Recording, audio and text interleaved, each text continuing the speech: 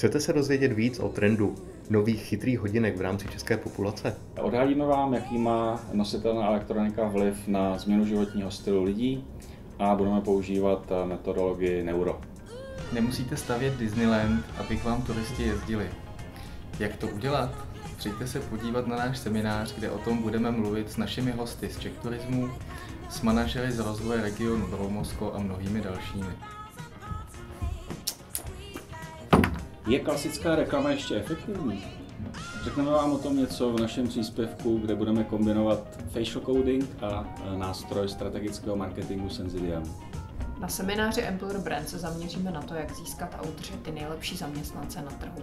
Podíváme se jak na zaměstnaneckou zkušenost, tak na reputaci společnosti a řadu dalších věcí.